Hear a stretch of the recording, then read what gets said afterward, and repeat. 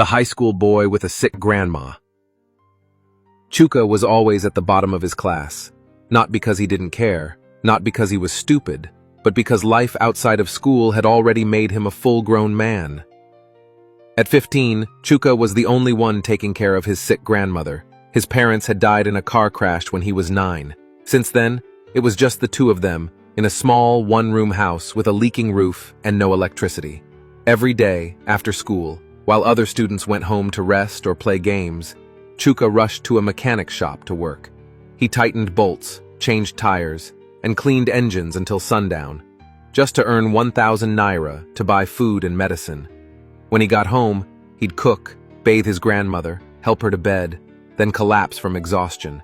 There was never time for homework, never energy for books.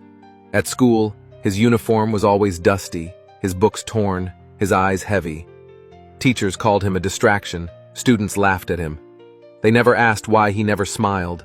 One afternoon, after receiving a red mark in every subject and being embarrassed in front of the class, Chuka hid behind the science lab and cried for the first time in years. That's when Mr. Musa, the old janitor, found him. "I've cleaned this school for 25 years, he said. "But pain like that on a boy's face? That's not something soap and water can clean." Chuka didn't say much, but Mr. Musa didn't need him to. From that day, Mr. Musa made it his mission to help. He gave Chuka old textbooks left by former students. He used his own money to buy a small rechargeable torchlight so Chuka could read at night. He started tutoring him after school, right there in the janitor's small storeroom. He told Chuka something he never forgot.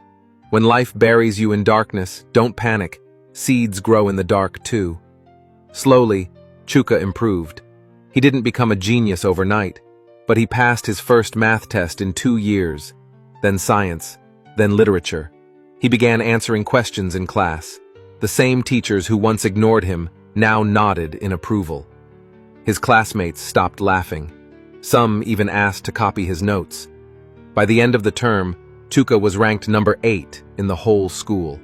On graduation day, when his name was called for most improved student, the whole hall clapped. But Chuka didn't smile. He looked into the crowd, searching for the only person who truly believed in him. Mr. Musa wasn't there.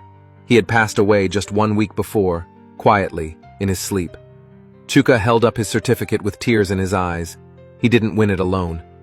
Moral lesson: sometimes, it's not about intelligence or laziness. Some children are carrying the weight of the world. All they need is someone who sees them. Thanks for watching. Please like, comment, and follow me for more interesting stories. See you on the next one.